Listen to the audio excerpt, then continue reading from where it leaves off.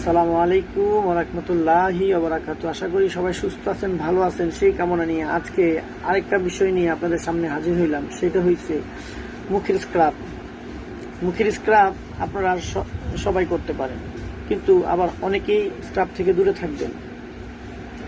কারা দূরে থাকবেন? সেটা হইল যাদের সেনসিটিভ স্কিন আছে এবং শুষ্ক স্কিন, অ্যালার্জি আছে, তারা স্ক্রাব থেকে দূরে থাকবেন।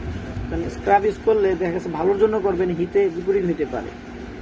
আর যাদের নর্মাল স্কিন, অয়েলি স্কিন আছে, তারা স্ক্রাব করবেন। স্ক্রাব করার আগের দিন আপনারা অবশ্যই একটা ভালো ময়শ্চারাইজিং ক্রিম দিয়ে মুখটা ভালো করে ম্যাসেজ করে রাখবেন। ময়শ্চারাইজিং ক্রিম দিয়ে মুখটা যদি লাগিয়ে রাখেন, দেখা গেছে আপনি এর পরের দিন স্ক্রাব করতে আপনার সুবিধা হবে, আর স্কিনে তেমন সমস্যা হবে না।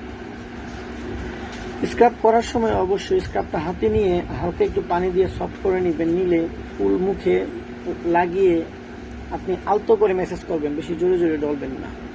আলতো করে ম্যাসেজ করে আপনি হাফ মিনিটের মতন রেখে দিবেন। হাফ মিনিট বা থেকে কম রেখে তার মুখটা সুন্দর করে ধুয়ে নেবেন।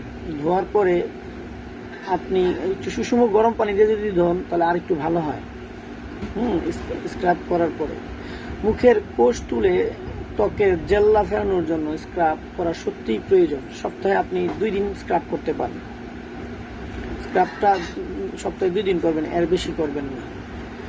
স্ক্রাব করলে দেখা গেছে আপনার যেই ব্ল্যাক হেডস আছে, নাকের ব্ল্যাক হেড, সাইডে হোয়াইট হেডস, ব্ল্যাক হেডসগুলো যে আছে, এগুলো আপনার থাকবে না।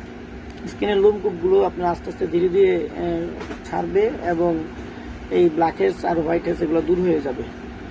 তো অবশ্যই আমার এই ভিডিও দেখে যদি আপনি বুঝতে পারেন স্ক্রাব করার নিয়মটা, সেভাবে আপনারা স্ক্রাব করবেন। আশা করি সবাই সুস্থ থাকবেন, ভালো থাকবেন, সেই কামনা নিয়ে আজকের ভিডিও এখানে শেষ করছি। আসসালামু আলাইকুম ওয়া রাহমাতুল্লাহি ওয়া বারাকাতুহু।